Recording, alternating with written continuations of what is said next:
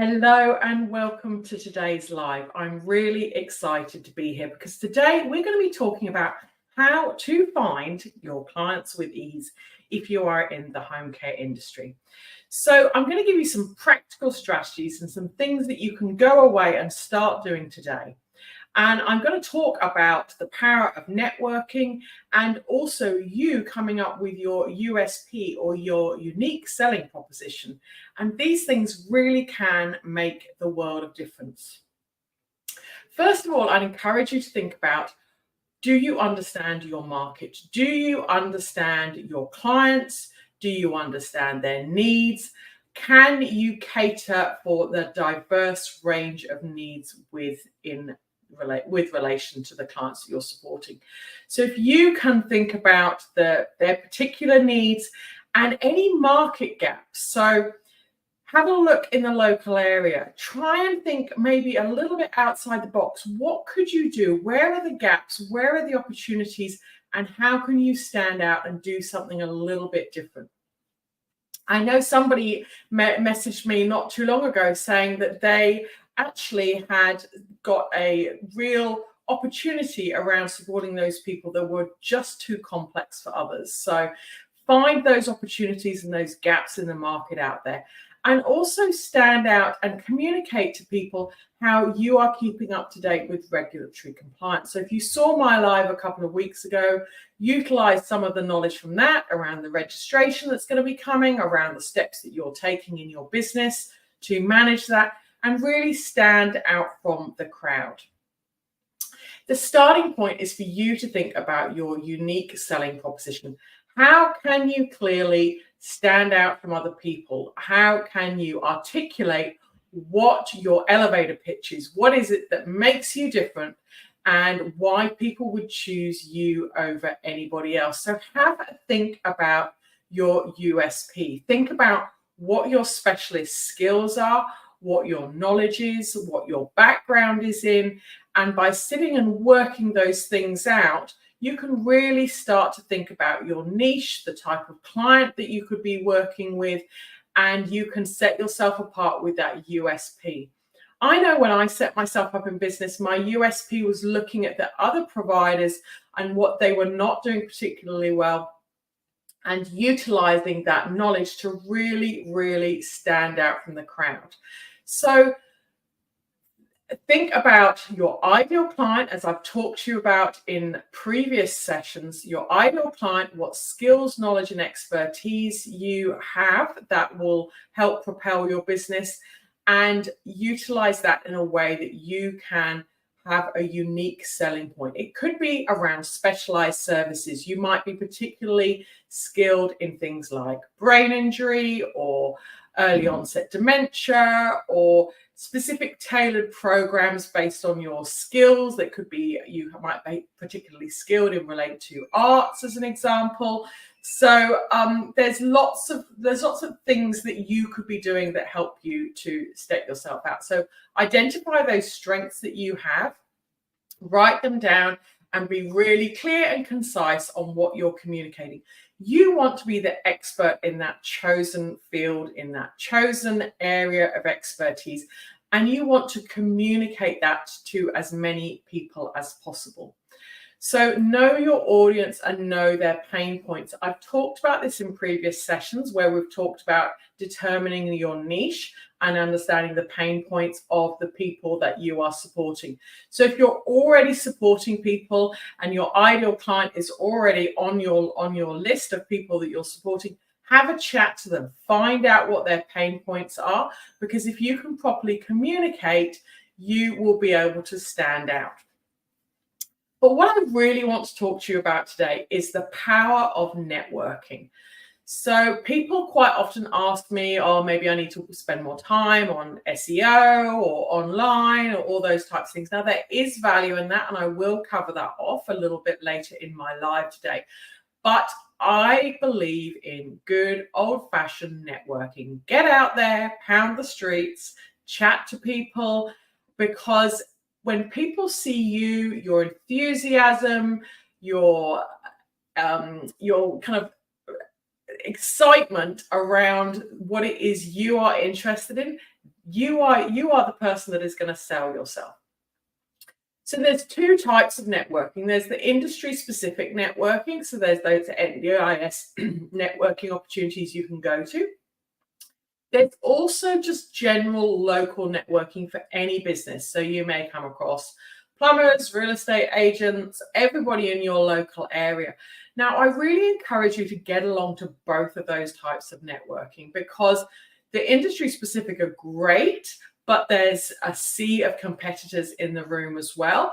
So if you've gone to those and haven't found you've got much traction from them, definitely get to a local networking event. Sometimes those networking, you do have to pay to go along, but you can go along as a guest to a few, get a feel if you'll get any value from it, and then you can make a decision from there. You could be chatting to one of those real estate agents in the room and they say, oh, geez, I've got a relative who's struggling with NDIS. Can you go and have a chat with them?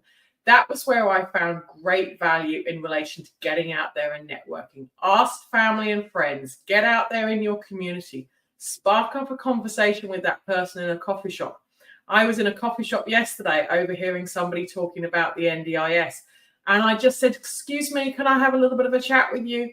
And just start that conversation. Be bold and just talk to people. Get out there and have conversations. So, of course, it's important to build those relationships with support coordinators, LACs, and anybody else who is hopefully going to do those referrals for you.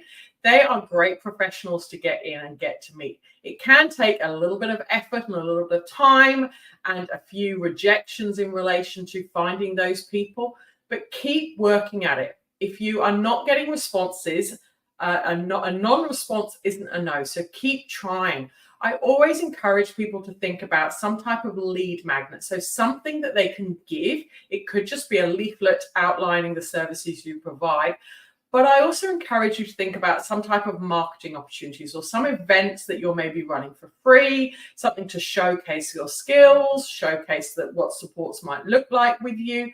If you can hand those things over, hand leaflets over about events that you're organizing, or give people some type of information that will help you stand out from your competitors, then I really, really encourage you to do that.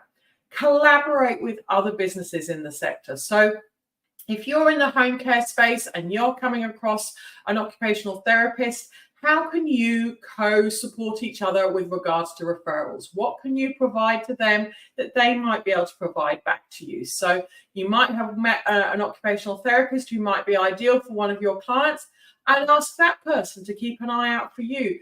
By collaborating with people who complement you, that is really gold in relation to providing, that great opportunity for growing your business. Be really clear on your elevator pitch. So be clear around what makes you stand out. Explain, obviously people say, what do you do? Oh, I work in the NDIS, I support people in their home, but go bigger and bolder and really kind of be clear on who your ideal client is. And if you do chat to people, then please make sure you follow up with them. I'm honestly surprised how many people are asking for introductions and they're out there on social media at the moment, and when you provide that introduction you get no response. So please, anybody you speak to, follow up, whether it's a phone call, a message on social media, a text message, face-to-face coffee. Do whatever you can to make sure you follow up with those people. We're all busy. Now might not be the right time for them to refer somebody to you, but keep that relationship going, because it might be 1 month, 3 months, 6 months down the line. And be authentic and listen. I'm a great believer we have one mouth and two ears. So listen more and speak less. So if you are meeting people, learn more about them. Find out more about them, whether I'm talking from a business perspective or a prospective client. Find out more about them than telling them about you, because people really do appreciate that. So you can also leverage your digital marketing. So some type of a place where a landing site that people can go to. It might be a website. It might be some type of a page on social media that people can go to, where you can showcase your skills, tell people a little bit more about you. You might want to think about things like writing blogs or doing videos or doing newsletters.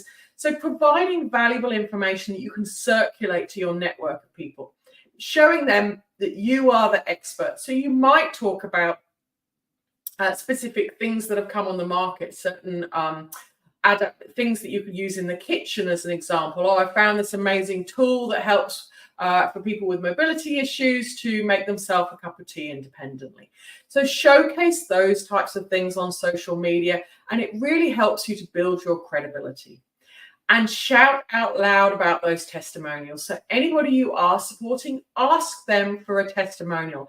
Ask, ideally, if you can showcase how you supported somebody to go from point A to point B with your support and the goals that they've achieved. Show people what life will look like with supports in place from you. So those are my top tips for today. So make sure you understand the market and understand who it is you're targeting your message to. Have a really strong, unique selling point. So what sets you out from the crowd? Leverage the power of networking. Get out to those industry-specific networking groups. Get out to those local networking groups that are not NDIS specific. Introduce yourself. Be your bubbly, enthusiastic self.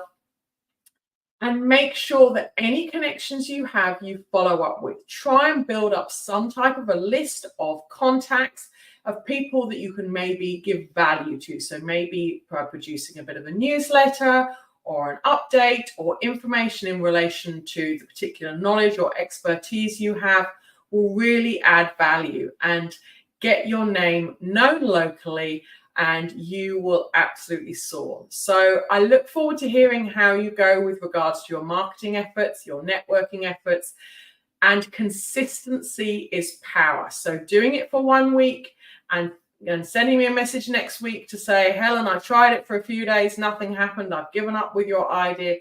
It's not good enough. You've got to keep consistently doing the groundwork, getting out there, plodding the streets, chatting to people, showcasing your skills, and consistency is power here, guys. So put time aside every single week to market yourself, to network locally, to put your name out there in the local community.